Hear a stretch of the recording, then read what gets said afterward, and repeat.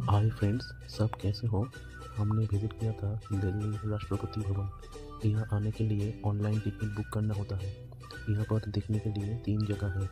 एक राष्ट्रपति भवन इटसेल्फ, 2 अमृत उद्यान, 3 म्यूजियम। आज हम सबको घुमाएंगे राष्ट्रपति भवन ओनली। यहाँ का ऑनलाइन बुकिंग होता है जिसका फेयर है 50 पर पर्सन फॉर इंडियन सिटीजन।